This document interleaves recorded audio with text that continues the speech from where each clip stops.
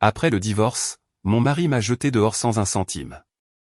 Je suis allé utiliser la vieille carte que mon père m'avait laissée, mais le banquier a pâli et a crié « Madame, vite. Regardez ça !» J'étais sous le choc quand j'ai découvert que je me tenais au guichet de la Westfield National Bank, mes doigts tremblants en tenant un morceau de plastique qui semblait appartenir à un musée.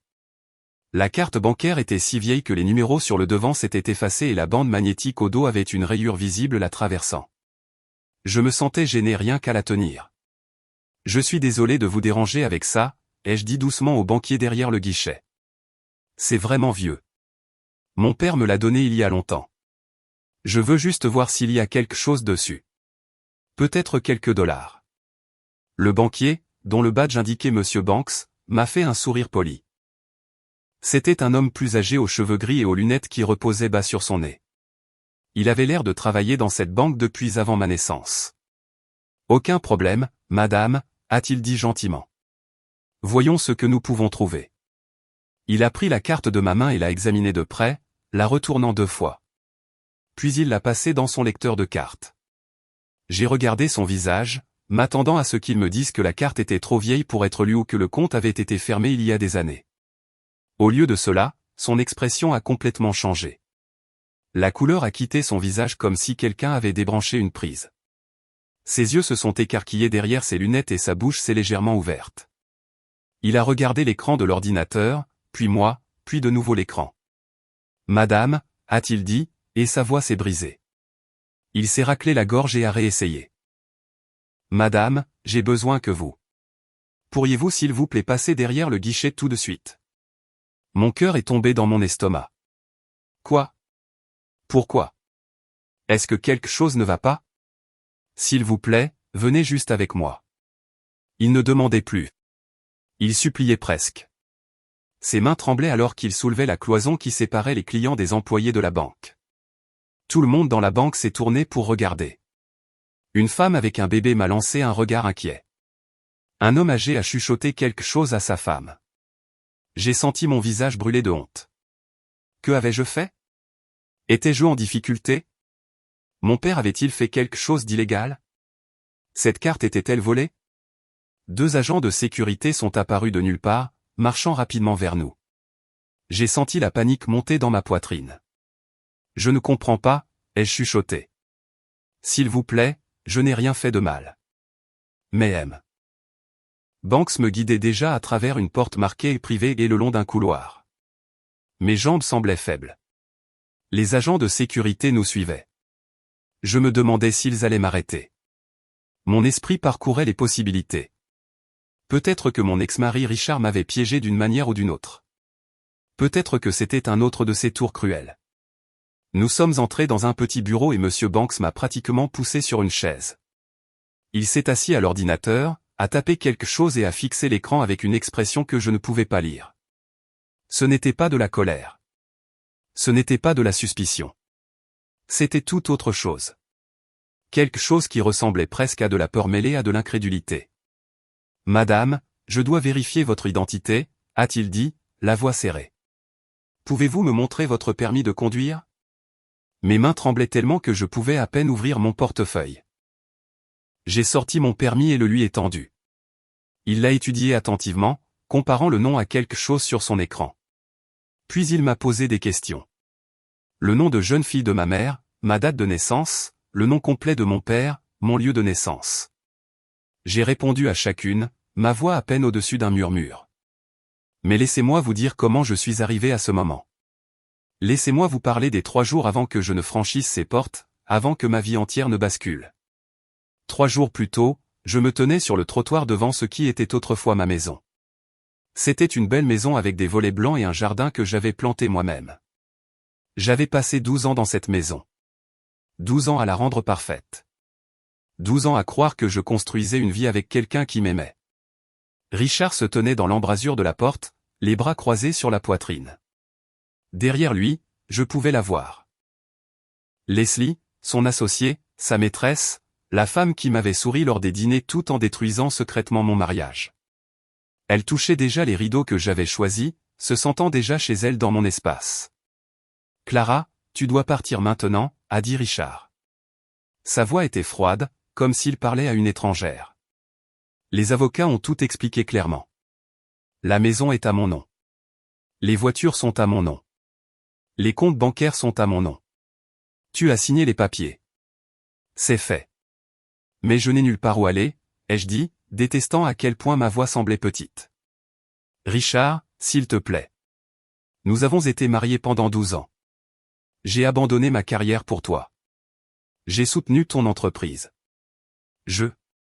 Et je t'ai donné 12 ans d'une vie confortable, a-t-il interrompu. Nous sommes quittes. Maintenant, pars. Leslie est apparue à côté de lui, passant son bras autour de sa taille. Elle m'a regardé avec une fausse sympathie. C'est vraiment pour le mieux, Clara. Tu verras. Parfois, les gens s'éloignent simplement. Je voulais crier. Je voulais jeter quelque chose. Mais j'étais tellement fatigué. Si complètement épuisé par des mois de lutte, des mois d'avocat, de papiers et de mensonges. J'ai ramassé ma valise unique, une valise pour contenir 12 ans de ma vie, et je suis parti. J'avais $43 dans mon sac à main. C'était tout. Tout le reste avait disparu. J'ai trouvé un motel à la périphérie de la ville. C'était le genre d'endroit où l'on paie à la semaine et où l'on essaie de ne pas regarder de trop près les taches sur le tapis. La chambre sentait la vieille cigarette et quelque chose d'autre que je ne pouvais pas identifier. Le climatiseur cliquetait mais fonctionnait à peine. La nuit, je pouvais entendre les gens se disputer à travers les murs fins. Lors de ma deuxième nuit là-bas, je n'ai pas pu dormir. Le matelas était bosselé et mon esprit ne s'arrêtait pas de tourner. Je n'arrêtais pas de penser à ce que j'allais faire, comment j'allais survivre. Je n'avais pas de travail, pas d'argent, pas de famille à appeler. Ma sœur Judith et moi ne nous étions pas parlé depuis 8 ans. Pas depuis qu'elle avait traité notre père de raté et que je lui avais dit de ne plus jamais me contacter. Je me suis levé et j'ai commencé à fouiller ma valise, cherchant tout ce que j'aurais pu manquer, tout ce qui avait de la valeur que je pourrais vendre. C'est là que j'ai trouvé l'enveloppe. Elle était jaunie par le temps, glissée dans la poche intérieure d'une vieille veste. Je l'ai sortie et j'ai fixé l'écriture de mon père sur le devant, pour ma Clara. Quand le monde devient dur. Mes yeux se sont remplis de larmes. Mon père était mort il y a 17 ans quand j'avais 19 ans. Il avait été concierge d'immeuble, passant ses journées à réparer des toilettes cassées et à remplacer des ampoules dans un immeuble à loyer modéré du centre-ville. Il n'avait jamais eu beaucoup d'argent. Il portait les 3 mêmes chemises en rotation. Il marchait partout parce qu'il disait que le prix du bus était du gaspillage.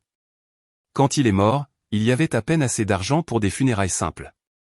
J'ai ouvert l'enveloppe avec précaution. À l'intérieur se trouvait une carte bancaire et une petite note de son écriture familière. Clara, garde ceci en sécurité. Utilise-le quand tu en auras vraiment besoin. Je t'aime, papa. J'ai retourné la carte dans mes mains. Elle avait l'air ancienne. Je l'avais complètement oubliée. Il me l'avait donnée quelques semaines avant sa mort, la pressant dans ma main avec cette expression sérieuse qu'il avait parfois. J'avais 18 ans, sur le point de commencer l'université, et je l'avais rangée et oubliée après son décès. À travers l'université, la rencontre avec Richard, le mariage et le déménagement, la carte avait simplement voyagé avec moi, enfouie dans de vieilles affaires. Je me suis dit qu'il pourrait y avoir $50 dessus, peut-être 100 si j'avais de la chance, assez pour quelques nuits de plus dans ce terrible motel. Assez pour gagner un peu de temps pendant que je réfléchissais à ce que je ferais ensuite. Le lendemain matin, j'ai marché jusqu'à la Westfield National Bank. J'étais passé devant des dizaines de fois, mais n'étais jamais entré. C'était l'un de ces vieux bâtiments impressionnants avec des colonnes en marbre et de lourdes portes en laiton. J'ai failli faire demi-tour. Je me sentais si petite, si déplacée dans mon jean usé et ma chemise froissée, mais j'avais faim. Je mangeais des craquelins et du beurre de cacahuète depuis 2 jours parce que c'était tout ce que je pouvais me permettre. Alors, je me suis forcé à franchir ces portes. La banque était animée. Des gens en costume d'affaires passaient devant moi comme si j'étais invisible. J'ai fait la queue derrière un homme portant une montre coûteuse et une femme portant un sac de créateur. J'ai serré la vieille carte de mon père et j'ai attendu. Quand ce fut enfin mon tour, je me suis approché de Monsieur Banks et me suis excusé avant même de lui tendre la carte. Et c'est là que tout a changé. Maintenant, j'étais assise dans son bureau à le regarder fixer son écran d'ordinateur avec cette expression étrange sur le visage. L'agent de sécurité se tenait près de la porte. Monsieur Banks m'a regardé et j'ai vu quelque chose dans ses yeux que je ne pouvais pas tout à fait comprendre. Madame Morton, a-t-il dit lentement, je dois vous demander, votre père a-t-il déjà discuté de ses finances avec vous? Les finances de mon père, ai-je répété, confuse par la question. Monsieur Banks, mon père était concierge d'immeuble.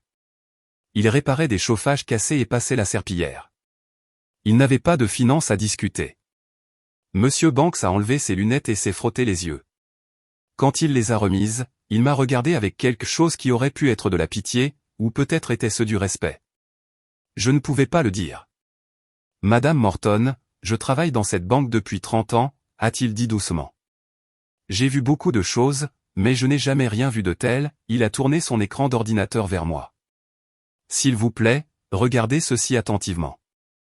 Je me suis penché en avant et j'ai plissé les yeux sur l'écran. Il y avait des chiffres, beaucoup de chiffres, des informations de compte, l'historique des transactions, et puis j'ai vu le solde en bas. Mon cerveau ne pouvait pas traiter ce que je voyais. Les chiffres n'avaient pas de sens. Il y en avait trop.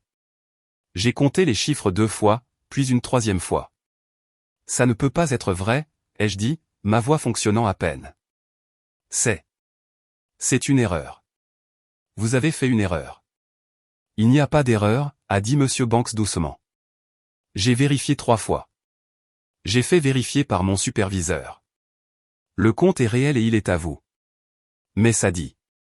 Je me suis arrêté, incapable de dire le nombre à voix haute. Ça dit 47 millions de dollars. La pièce a basculé sur le côté. J'ai agrippé le bord du bureau pour me stabiliser. L'un des agents de sécurité a fait un pas en avant, probablement inquiet que je ne m'évanouisse. Peut-être que j'allais le faire. Madame Morton, respirez, a dit Monsieur Banks. Il a poussé un verre d'eau vers moi. Je sais que c'est un choc. Un choc? Il appelait 47 millions de dollars un choc. J'ai commencé à rire, mais c'est sorti bizarrement. Presque comme des pleurs. Ça doit être une erreur. Mon père n'avait pas d'argent. Nous étions pauvres. Nous mangions des pâtes 4 soirs par semaine. Il réparait ses bottes de travail avec du ruban adhésif parce qu'il ne pouvait pas s'en offrir de nouvelles. Votre père était un homme très prudent, a dit Monsieur Banks. Il a affiché un autre écran et m'a fait signe de regarder. Il y a 25 ans, votre père possédait un petit terrain. En savez-vous quelque chose? J'ai secoué la tête. Mon père n'a jamais rien possédé. Nous louions notre appartement. Selon ses dossiers, il a hérité d'une parcelle de terrain de son oncle. C'était dans une partie de la ville dont personne ne voulait à l'époque. Zone industrielle, entrepôt, rien de spécial. Monsieur Banks a fait défiler des documents sur son écran. Un promoteur a approché votre père pour l'acheter. Il prévoyait quelque chose de grand, mais le terrain était crucial pour leur projet. J'écoutais, ne comprenant toujours pas comment cela se connectait au nombre impossible sur cet écran. Votre père a vendu le terrain, a continué Monsieur Banks. Mais il a été intelligent à ce sujet.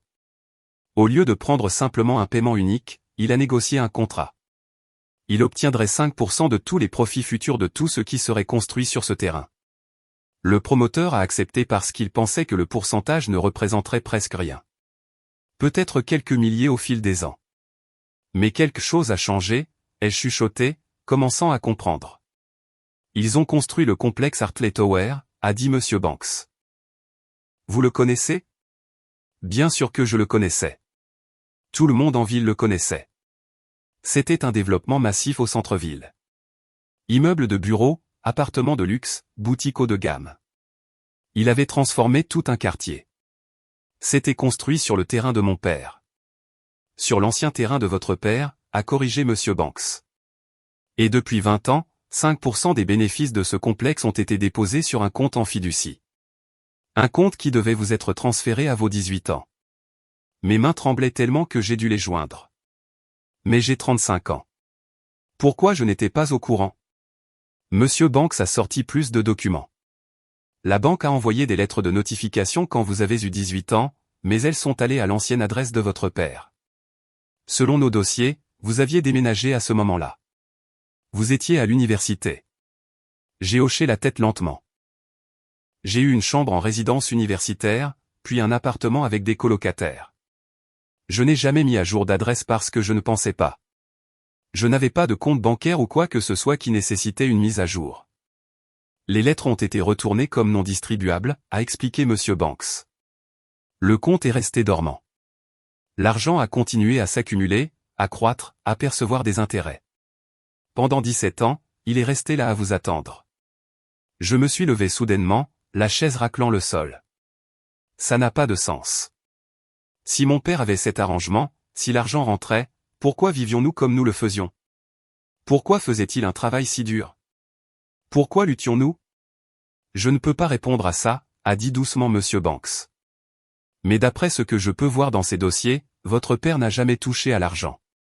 Pas une seule fois. Chaque dépôt allait directement dans la fiducie pour vous. Il l'a configuré de manière à ce que personne ne puisse y accéder sauf vous. Pas ses créanciers, pas les membres de sa famille, et surtout pas un conjoint que vous pourriez avoir. Le mot conjoint m'a frappé comme de l'eau froide. Attendez, vous dites que mon ex-mari ne pouvait pas toucher à cet argent? C'est exactement ce que je dis.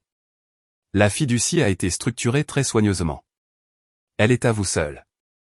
Selon la loi, cela ne pouvait pas être considéré comme un bien matrimonial car il s'agissait d'un héritage détenu dans une fiducie irrévocable avec vous comme seul bénéficiaire. Votre ex-mari n'aurait eu aucun droit légal dessus même pendant le mariage. Je me suis rassise, l'esprit vacillant. Richard, le divorce, la façon dont il avait tout pris et m'avait laissé sans rien. Le savait-il? Madame Morton, je dois vous dire autre chose, a dit M. Banks, son expression devenant sérieuse. Ce compte a des alertes de sécurité. Il y a 3 mois, quelqu'un a fait une demande à ce sujet. Ils ont utilisé votre nom et votre numéro de sécurité sociale, mais ce n'était pas vous. Nous avons refusé la demande et signalé le compte. Mon estomac s'est tordu. Il y a 3 mois, c'était juste avant que Richard ne demande le divorce. Je ne peux pas spéculer à ce sujet, a dit prudemment Monsieur Banks. Mais je peux vous dire que quiconque a fait cette demande essayait de trouver des informations sur tout compte à votre nom. Ils allaient à la pêche aux informations, cherchant des actifs. Richard avait engagé un détective privé. Je me souvenais avoir vu les frais sur notre relevé de carte de crédit avant qu'il ne me coupe de tout. Il avait prétendu que c'était pour les affaires, mais il enquêtait sur moi, cherchant tout ce qu'il pourrait prendre.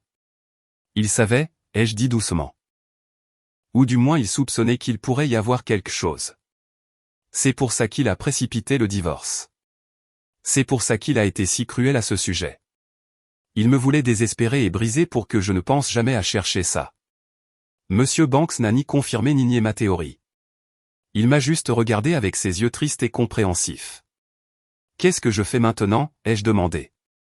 Je ne comprends rien à tout ça. Je ne sais pas comment gérer ce genre d'argent. D'abord, je vais vous mettre en relation avec notre équipe de gestion de patrimoine privé. Monsieur Banks a dit, ils vous aideront à comprendre vos options. Mais Madame Morton, vous devez prendre un avocat, un bon. Si votre ex-mari a vent de cela, il pourrait essayer de contester le règlement du divorce. Mais vous avez dit qu'il n'avait aucun droit légal. Il n'en a pas, mais cela ne signifie pas qu'il n'essaiera pas. Les gens font des choses étranges quand autant d'argent est impliqué. Monsieur Banks m'a tendu une carte de visite. C'est le meilleur avocat spécialisé en fiducie et succession de la ville. Appelez-le aujourd'hui. Dites-lui que je vous envoie. J'ai pris la carte avec des doigts engourdis. Tout semblait surréaliste, comme si je regardais cela arriver à quelqu'un d'autre. Puis-je vous demander quelque chose? Ai-je dit doucement. Pourquoi mon père a-t-il fait ça? Pourquoi a-t-il vécu dans la pauvreté alors qu'il aurait pu utiliser une partie de cet argent? Pourquoi a-t-il tant sacrifié? Monsieur Banks a souri tristement. Je pense qu'il voulait que vous ayez le choix, un vrai choix, le genre de choix qui ne vient qu'avec la liberté. Et il savait que si quelqu'un découvrait cet argent, y compris vous, tout changerait. Les gens vous traiteraient différemment. Peut-être que votre ex-mari vous aurait épousé pour de mauvaises raisons. Peut-être que votre vie aurait été différente d'une manière que votre père ne pouvait pas prédire. J'ai pensé à mon père vivant dans ce minuscule appartement, portant ses 3 mêmes chemises, marchant partout avec ses bottes rapiécées, tout en sachant qu'il avait des millions assis dans une banque. Tout ça pour que je puisse avoir ce moment, cette chance. Il m'a fait un cadeau, ai-je chuchoté. Oui, a convenu Monsieur Banks. Il vous a donné la liberté. J'ai quitté la banque par une sortie privée que Monsieur Banks m'a montrée. Il a dit qu'il valait mieux que j'évite le hall principal où les gens pourraient être curieux de savoir pourquoi j'avais été escorté vers un bureau privé. J'ai marché pendant des pâtés de maison sans vraiment voir où j'allais. Mon esprit ne pouvait s'accrocher à une seule pensée. Chaque fois que j'essayais de traiter ce qui venait de se passer, l'information s'échappait comme de l'eau entre mes doigts. 47 millions de dollars. Les mots ne semblaient pas réels. Ils ressemblaient à quelque chose sorti d'un film ou d'un rêve. Je me suis retrouvé debout devant un café. Par la fenêtre, je pouvais voir des gens faire des choses normales, taper sur des ordinateurs portables, rencontrer des amis, se plaindre de leurs problèmes ordinaires. Je voulais être l'une d'entre eux à nouveau.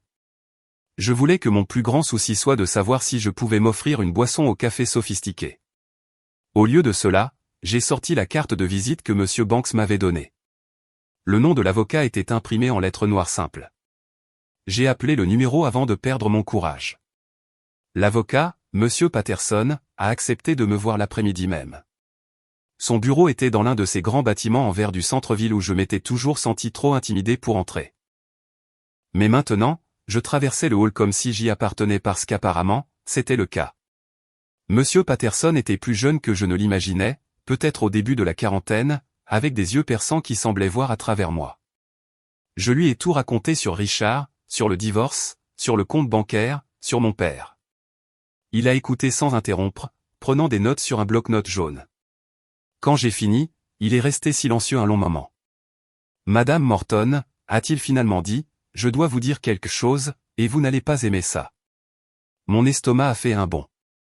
Quoi? Je vais devoir enquêter plus attentivement sur votre divorce, mais d'après ce que vous m'avez dit, je crois que votre ex-mari était au courant de ce compte, ou du moins il savait que quelque chose existait. Mais comment pouvait-il savoir? Je ne le savais même pas, M. Patterson a sorti son téléphone et a passé un appel rapide. Il a demandé à quelqu'un de sortir des dossiers judiciaires et des rapports de détectives privés. Puis il m'a regardé sérieusement. Vous avez dit qu'il avait engagé un détective privé 3 mois avant de demander le divorce. Les détectives privés ne sont pas bon marché. Pourquoi quelqu'un dépenserait-il ce genre d'argent à moins de penser qu'il y avait quelque chose de précieux à trouver? Au cours des 2 heures suivantes, Monsieur Patterson et son équipe ont travaillé comme des détectives. Ils ont sorti des dossiers, passé des appels téléphoniques, envoyé des emails urgents, et lentement une image a commencé à se former. L'avocat de Richard avait accédé au registre de propriété publique. Ils avaient retrouvé la trace du nom de mon père. Ils avaient trouvé la vieille vente de terrain. Ils avaient découvert l'accord de partage des bénéfices. Ils savaient que de l'argent allait quelque part. Ce qu'ils ne pouvaient pas trouver, c'était où.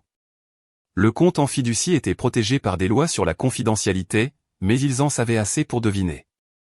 Votre ex-mari a demandé le divorce en sachant que vous pourriez avoir accès à des fonds importants, a expliqué Monsieur Patterson. Mais il savait aussi que le compte était protégé. Il ne pouvait pas le réclamer dans le divorce en raison de la façon dont la fiducie était structurée. Alors, il a fait la meilleure chose suivante. Il a pris tout ce qu'il pouvait légalement, vous a laissé sans rien, et a attendu. Attendu quoi? Que vous découvriez l'argent, et veniez volontairement à lui. Si vous aviez découvert ce compte alors que vous étiez désespéré et seul, vous auriez pu vous sentir reconnaissante envers lui pour les 12 ans de mariage. Vous auriez pu proposer de partager. Les gens font des choses irrationnelles quand ils se sentent coupables ou obligés. La cruauté de la chose m'a donné la nausée. Richard ne voulait pas seulement divorcer. Il voulait me détruire d'abord, me briser si complètement que je lui donnerais ce qu'il ne pouvait pas prendre légalement. Mais il a fait une erreur, a dit Monsieur Patterson avec un petit sourire. Il a sous-estimé le temps qu'il vous faudrait pour trouver le compte. Et maintenant que vous avez une représentation légale, il ne peut rien faire. L'argent est à vous. Complètement et légalement à vous. J'aurais dû me sentir soulagé. Au lieu de cela, je me sentais épuisé. Monsieur Patterson m'a aidé à tout mettre en place. Un nouveau compte bancaire dans une autre banque, un conseiller financier, une équipe de sécurité. Il m'a même trouvé un hôtel de luxe où je pouvais rester sous un faux nom jusqu'à ce que nous décidions quoi faire ensuite. Croyez-moi, a-t-il dit, quand la nouvelle de cela se répandra, et elle se répandra, tous ceux que vous avez connus voudront soudainement être votre meilleur ami. Vous avez besoin de protection. Vous avez besoin d'intimité. Et vous avez besoin de temps pour réfléchir. Il avait raison. J'étais à l'hôtel depuis moins de 3 jours quand mon téléphone a commencé à sonner. Des numéros que je ne reconnaissais pas. De vieilles connaissances à qui je n'avais pas parlé depuis des années. Même ma cousine, qui ne m'avait jamais aimé, voulait soudainement prendre des nouvelles. Je les ai tous ignorés.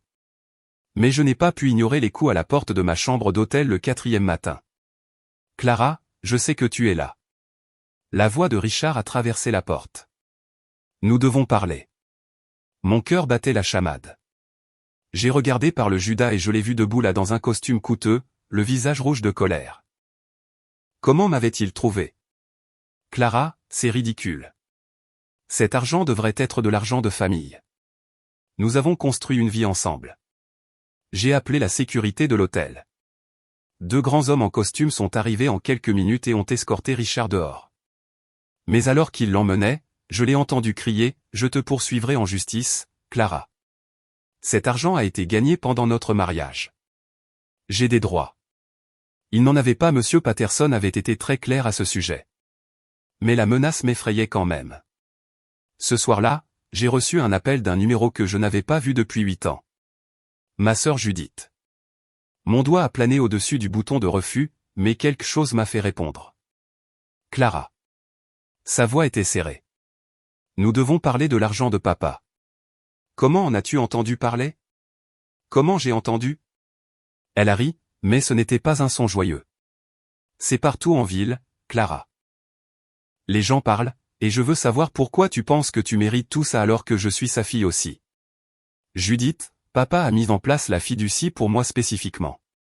Il a fait ce choix. Parce que tu as toujours été sa préférée, sa voix s'est élevée. Pauvre petite Clara, qui avait besoin d'être protégée. Pendant ce temps, j'étais celle qui devait être forte, qui devait faire son propre chemin. Et maintenant tu reçois des millions alors que je travaille 2 boulots juste pour garder ma maison. Je n'ai pas demandé ça, ai-je dit doucement. Mais tu le gardes, n'est-ce pas? Tu ne vas pas partager avec ta propre sœur. Papa a fait son choix, Judith. Je le respecte. Elle m'a traité de tous les noms alors. Égoïste, avide, une mauvaise fille et une pire sœur. J'ai écouté jusqu'à ce que je ne puisse plus et puis j'ai raccroché. Elle a rappelé 5 fois de plus.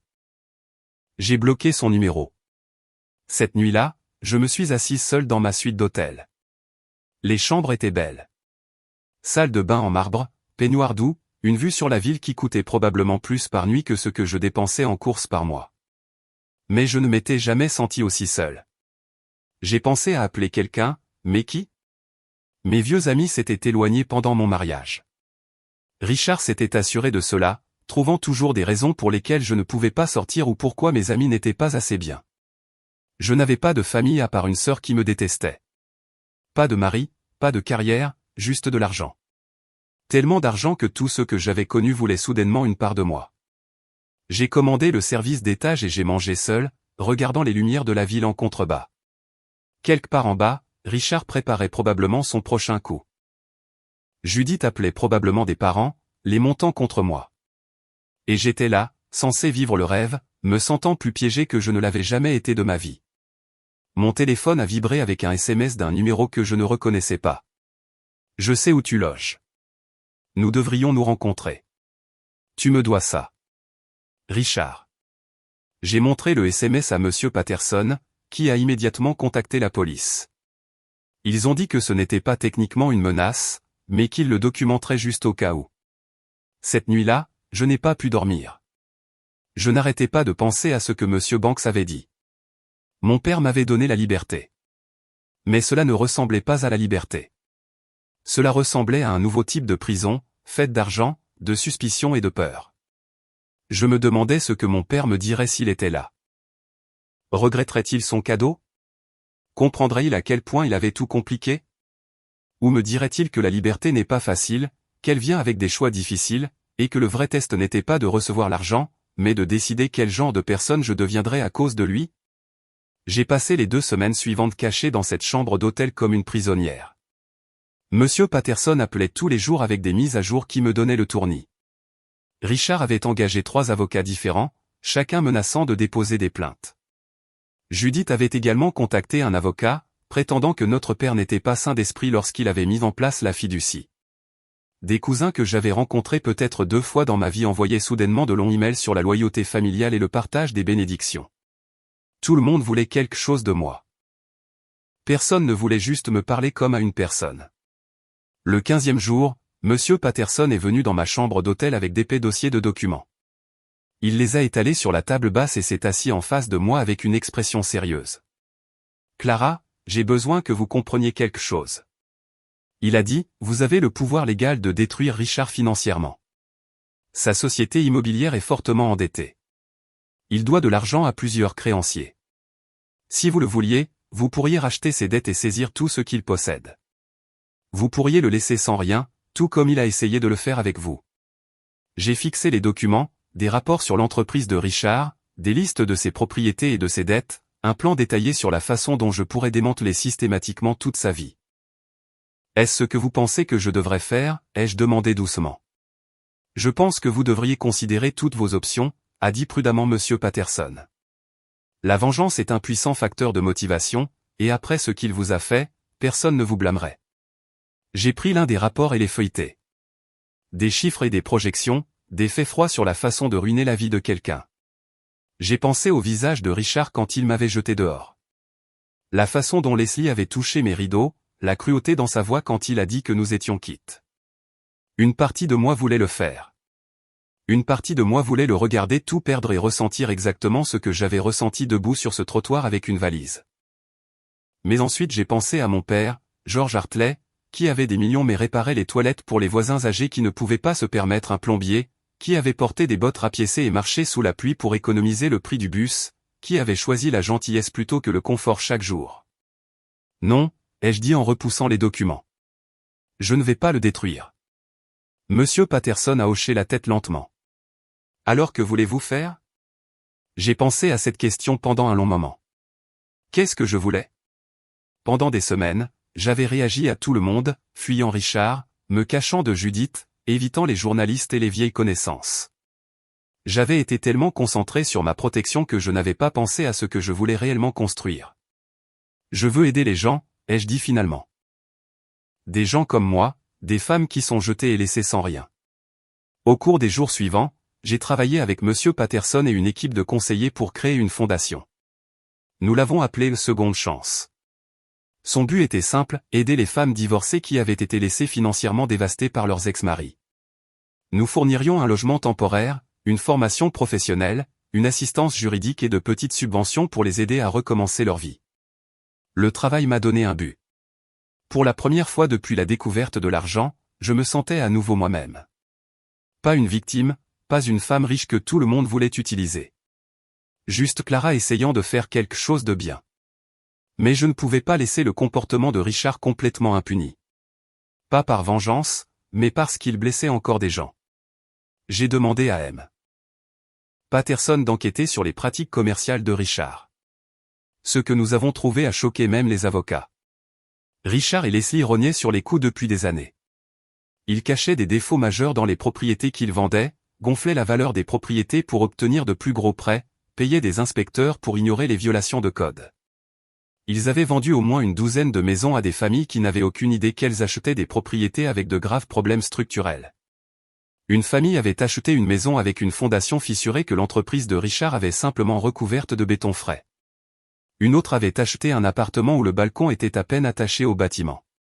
Ce n'étaient pas de petites erreurs. C'étaient des fraudes dangereuses et délibérées qui pouvaient tuer des gens.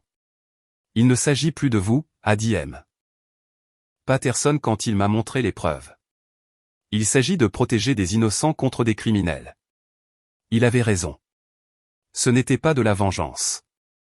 C'était faire ce qui était juste. Nous avons tout compilé et l'avons soumis à la commission immobilière de l'État et au bureau du procureur de district. Nous l'avons fait anonymement. Je ne voulais pas de crédit. Je voulais juste que ça s'arrête. En moins d'une semaine, les enquêteurs ont fait une descente dans le bureau de Richard. J'ai regardé la couverture médiatique depuis ma chambre d'hôtel, voyant Richard et Leslie être emmenés menottés pour interrogatoire.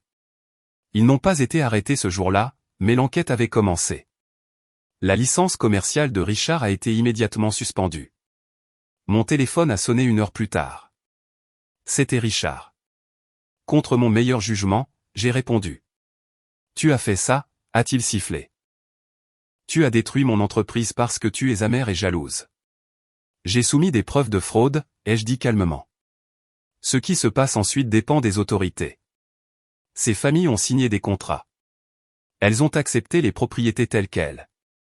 C'est une chasse aux sorcières. On a menti à ces familles, Richard. Tu connaissais les défauts et tu les as cachés. Ce n'est pas du commerce. C'est de la fraude. Je me battrai, a-t-il dit. Et quand je le ferai, je m'en prendrai à toi. Je te poursuivrai pour tout ce que tu as. Cet argent aurait dû être le mien. L'argent n'a jamais été à toi, ai-je dit. Et il ne le sera jamais. Au revoir, Richard. J'ai raccroché et bloqué son numéro. Mes mains tremblaient, mais je ressentais quelque chose que je n'avais pas ressenti depuis des mois. Je me sentais forte. Quelques jours plus tard, Richard a rappelé d'un numéro différent. Cette fois, sa voix était différente, plus petite, désespérée. Clara, s'il te plaît. J'ai besoin de ton aide. Quoi? L'enquête me tue. Mes investisseurs se retirent. Les banques réclament mes prêts. Je vais tout perdre. Il a fait une pause. Je sais que j'ai eu tort. Je sais que je t'ai blessé, mais s'il te plaît, tu as les ressources pour m'aider. Nous avons été mariés pendant 12 ans. Ça doit compter pour quelque chose. J'ai pensé à ces 12 années, au bon moment avant que tout ne tourne mal. L'homme dont j'étais tombée amoureuse avant que l'avidité et l'ambition ne le changent. Une partie de moi avait pitié de lui. Mais une plus grande partie de moi se souvenait d'être debout sur ce trottoir avec une valise pendant que Leslie redécorait ma maison. Richard, je vais te rencontrer pour un café, ai-je dit. Une fois demain, puis nous en aurons fini. Nous nous sommes rencontrés dans un petit café, loin de tout endroit où nous avions l'habitude d'aller. Richard avait l'air terrible. Son costume coûteux était froissé. Ses cheveux avaient besoin d'être coupés. Il avait des cernes sous les yeux. Merci d'être venu, a-t-il dit alors que je m'asseyais. Je sais que je ne le mérite pas, non, ai-je convenu. Clara, j'ai fait des erreurs, d'énormes erreurs. Mais je te demande, s'il te plaît, aide-moi à traverser ça. Je te rembourserai. Je ferai tout ce que tu veux. Aide-moi juste. J'ai regardé l'homme assis en face de moi et j'ai essayé de me rappeler pourquoi je l'avais aimé. Mais cette personne avait disparu. Peut-être n'avait-elle jamais vraiment existé. Non, ai-je dit simplement. Quoi? Non, Richard. Je ne vais pas te sauver des conséquences de tes propres choix. Tu ne m'as pas seulement blessé. Tu as blessé des familles innocentes. Tu as bâti ton entreprise sur des mensonges et la fraude. Et quand tu as eu la chance de faire ce qui était juste, tu m'as jeté dehors sans rien. J'ai fait une erreur. Tu as fait beaucoup d'erreurs et je ne suis pas intéressé à les réparer pour toi. Je me suis levé. J'espère que tu trouveras un moyen de t'en sortir, Richard. Vraiment. Mais ce chemin ne m'inclut pas, Clara, attends. Au revoir, Richard. Je suis sérieuse cette fois. Vraiment, au revoir. Je suis sorti de ce café et j'ai senti quelque chose se lever de mes épaules. Ce n'était pas de la vengeance. Ce n'était pas de la satisfaction. C'était simplement une clôture. La fin d'un chapitre que je traînais derrière moi depuis trop longtemps. Cette nuit-là, j'ai pris une décision. J'avais fini de me cacher. 6 mois avaient tout changé. J'ai quitté l'hôtel pour emménager dans un appartement modeste dans un quartier que j'avais toujours aimé. Pas un penthouse, pas un manoir, juste un 2 pièces confortable avec de grandes fenêtres et un petit balcon où je pouvais boire mon café du matin. Le loyer était probablement inférieur à ce que certaines personnes payaient pour leur mensualité de voiture, mais cela ressemblait à un foyer d'une manière que le manoir avec Richard n'avait jamais été. La fondation est devenue mon but. Seconde Chance avait aidé 37 femmes en seulement 6 mois. Nous avions fourni des logements d'urgence, les avions mis en relation avec des emplois, payé les fournitures scolaires de leurs enfants et couvert les frais juridiques pour les batailles de garde. Chaque femme avait une histoire différente, mais elles avaient toutes le même regard quand elles franchissaient nos portes pour la première fois. Ce regard perdu et effrayé que je reconnaissais parce que je l'avais porté moi-même. Les regarder reconstruire leur vie m'a donné quelque chose que je n'attendais pas. Cela m'a donné la paix. J'avais aussi acheté 3 immeubles d'appartements dans des quartiers ouvriers, non pas comme investissement pour revendre ou faire du profit, mais pour fournir des logements abordables. Je maintenais les loyers bas, réparais les choses rapidement et créais un endroit où les familles pouvaient réellement économiser de l'argent au lieu de se noyer dans les coûts de logement. Plus de 200 personnes avaient maintenant des foyers stables, propres et décents grâce à ces immeubles. Les avocats m'envoyaient des rapports mensuels sur Richard. Son entreprise s'était complètement effondrée sous l'enquête. Les charges étaient assez graves pour qu'il risque une peine de prison potentielle. Leslie l'avait quitté au moment où l'argent avait disparu, déménageant dans un autre état avec un nouveau petit ami. Richard avait perdu sa maison, ses voitures, tout. Aux dernières nouvelles, il vivait dans un petit appartement et travaillait chez le concessionnaire automobile de son frère. Je ne ressentais rien en lisant ces rapports. Pas de satisfaction, pas de pitié, juste rien. Il était devenu un étranger pour moi, quelqu'un d'une vie dont je me souvenais à peine. Judith a essayé de me contacter encore quelques fois, toujours avec des avocats ou des exigences. Quand cela n'a pas fonctionné, elle a essayé la culpabilité, envoyant de longs emails sur la famille et à quel point notre père serait déçu. Je n'ai jamais répondu. Monsieur Patterson s'est occupé de tout ça. Finalement, elle a abandonné. Par un après-midi frais d'octobre, j'ai conduit jusqu'au cimetière d'Oakwood pour la première fois depuis que j'avais découvert la vérité sur l'argent. J'ai apporté des roses jaunes, les préférées de mon père, et j'ai marché sur l'herbe jusqu'à sa pierre tombale simple. George Hartley, père bien-aimé, les dates de sa naissance et de sa mort. Rien d'extraordinaire. C'est comme ça qu'il l'aurait voulu. Je me suis assise sur l'herbe à côté de sa tombe, ne me souciant pas qu'elle soit légèrement humide de la rosée du matin. Pendant un long moment, je suis restée assise là à regarder son nom gravé dans la pierre. « Salut, papa », ai-je dit doucement. Je suis désolé d'avoir mis si longtemps à revenir. Une brise a bruissé à travers les arbres. Quelque part à proximité, un oiseau chantait. J'ai trouvé l'argent, ai-je continué. Je suis sûr que tu le sais déjà où que tu sois. Et je dois te dire quelque chose. Pendant un moment, j'étais en colère contre toi. Je ne pouvais pas comprendre pourquoi tu vivais comme tu le faisais alors que tu aurais pu être à l'aise. Pourquoi tu nous laissais lutter? Pourquoi tu gardais tout ça secret? J'ai arraché de l'herbe, sentant les larmes commencer à monter derrière mes yeux. Mais je crois que je comprends maintenant. Tu m'apprenais quelque chose. Tu me montrais que l'argent ne définit pas qui tu es. Que la gentillesse et l'intégrité comptent plus que le confort. Que la personne la plus riche n'est pas celle qui a le plus d'argent, mais celle qui sait utiliser ce qu'elle a pour aider les autres. Les larmes ont débordé alors, coulant sur mes joues. Tu aurais pu me le dire.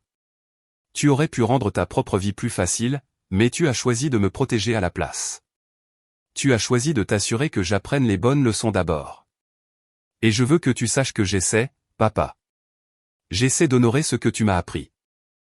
Je lui ai parlé de la fondation, des immeubles d'appartements, des femmes que j'avais aidées et des familles qui avaient maintenant des foyers sûrs. Je lui ai parlé de Richard et comment j'avais choisi de ne pas le détruire, même si j'aurais pu. Je lui ai parlé de l'abandon de la vengeance et du choix de quelque chose de mieux. J'ai aussi créé une bourse, ai-je dit en essuyant mes yeux. En ton nom, la bourse George Hartley. C'est pour les étudiants issus de familles ouvrières qui veulent aller à l'université. Des enfants dont les parents réparent des chauffages et passent la serpillière et travaillent dur mais n'ont pas d'argent en trop. Nous avons donné la première la semaine dernière. J'ai sorti mon téléphone et montré à sa pierre tombale une photo même si je savais qu'il ne pouvait pas la voir. Une jeune fille aux yeux brillants et au grand sourire, tenant son certificat de bourse. Son père travaille comme concierge dans un hôpital, faisant des quarts de nuit pour que sa fille puisse avoir une vie meilleure. Elle m'a rappelé nous, ai-je chuchoté. Son père me rappelle toi. Et quand je lui ai donné cette bourse, papa, je t'ai vu dans ses yeux. Ce même espoir, cette même détermination, cette même croyance que le travail acharné et la gentillesse comptent. Je suis resté là longtemps à lui parler de tout et de rien. De comment j'apprenais à gérer l'argent de manière responsable. Des amis avec qui j'avais renoué, les vrais qui m'aimaient avant de savoir pour la fortune. De comment je pensais retourner à l'école, peut-être étudier le travail social pour pouvoir aider les gens encore mieux. Je ne vais pas gâcher ce que tu m'as donné. Je le promets. Pas l'argent et pas les leçons. Tu m'as donné la liberté, papa. La vraie liberté. La liberté de choisir qui je veux être et je choisis d'être comme toi. En me levant pour partir, j'ai placé les roses contre sa pierre tombale. Merci, ai-je dit simplement, pour tout, pour le sacrifice, pour l'amour, pour avoir cru que je finirais par comprendre. Je t'aime, papa. Je t'aimerai toujours. Je suis retourné à ma voiture, me sentant plus légère que je ne l'avais été depuis des mois, peut-être des années. La semaine suivante, j'ai assisté à la cérémonie de remise des bourses au collège communautaire. Il y avait des parents là-bas, fiers et les yeux larmoyants, regardant leurs enfants recevoir des opportunités qu'ils n'avaient jamais eues eux-mêmes. J'ai serré la main de chaque étudiant, les regardant dans les yeux et leur disant de travailler dur et de ne jamais oublier d'où ils venaient. La jeune femme dont le père était concierge est venue me voir après. « Merci, mademoiselle Morton », a-t-elle dit, la voix tremblante d'émotion. « Cette bourse signifie tout pour ma famille. Mon père travaille si dur et maintenant il n'a plus à s'inquiéter de comment payer mon école. Je promets que je vous rendrai fier. » J'ai pris ses mains dans les miennes. « Tu n'as pas besoin de me rendre fier. Rends-toi fier et un jour, quand tu en seras capable, aide quelqu'un d'autre comme quelqu'un t'a aidé. C'est tout ce que je demande. » Elle a hoché la tête, les larmes aux yeux, et m'a serré dans ses bras. Son père s'est approché alors, un homme aux mains calleuses et aux yeux gentils portant son meilleur costume qui avait probablement été acheté dans une friperie. « Merci, a-t-il dit, la voix épaisse. Vous ne savez pas ce que cela signifie. Ma fille, elle est si intelligente. Elle mérite cette chance. Mon père a travaillé dur aussi. Je lui ai dit, tout comme vous. Il m'a appris que la meilleure chose que vous puissiez donner à quelqu'un n'est pas de l'argent. C'est une opportunité. Votre fille a une opportunité maintenant. Le reste dépend d'elle. » Ce soir-là, je me tenais à la fenêtre de mon appartement, regardant les lumières de la ville. Je pensais à la femme que j'étais il y a 6 mois, debout dans cette banque avec une carte usée et $43 à son nom. Cette femme avait été brisée, perdue et effrayée. Elle était partie maintenant. À sa place se trouvait quelqu'un de plus fort. Quelqu'un qui comprenait que la richesse ne se mesurait pas en dollars, mais en vie que vous touchiez et en bien que vous créiez. Quelqu'un qui savait que la meilleure vengeance n'était pas de détruire vos ennemis, mais de devenir quelqu'un qu'ils ne pourraient jamais toucher. J'ai pensé à Richard, probablement amer et en colère quelque part, blâmant tout le monde sauf lui-même pour ses échecs. J'ai pensé à Judith, toujours rancunière et jalouse. Ils étaient piégés dans leur propre prison de colère et d'avidité. Mais j'étais libre. Vraiment libre. Pas parce que j'avais de l'argent, mais parce que j'avais appris ce qui comptait vraiment. Mon téléphone a vibré avec un SMS d'une des femmes de la fondation. Elle venait de recevoir son premier chèque de paie de son nouveau travail. Elle pleurait des larmes de joie. Elle voulait que je sache qu'elle allait y arriver, que ses enfants allaient bien aller. J'ai souri et répondu, « Félicitations ». Puis j'ai regardé à nouveau la ville, toutes ces lumières représentant toutes ces vies, toutes ces histoires, toutes ces personnes essayant juste de passer une autre journée. Quelque part là-bas, il y avait plus de femmes qui avaient besoin d'aide, plus de familles luttant pour garder un toit au-dessus de leur tête, plus de jeunes qui méritaient une chance. Et maintenant j'avais les ressources pour les aider. Pas parce que j'étais spécial ou que je le méritais plus que quiconque, mais parce que mon père avait fait un choix il y a 17 ans. Il avait choisi de me donner non seulement de l'argent, mais une responsabilité, un but. Je n'allais pas le décevoir. J'ai pris mon ordinateur portable et ouvert mes notes. Je travaillais sur des plans pour étendre la fondation à 3 autres villes, acheter 2 autres immeubles d'appartements, augmenter le fonds de bourse d'études. Il y avait tant de travail à faire, tant de gens à aider. Pour la première fois de toute ma vie d'adulte, je savais exactement qui j'étais et ce que j'étais censé faire. J'étais Clara Morton, fille de George Hartley, et j'étais enfin libre.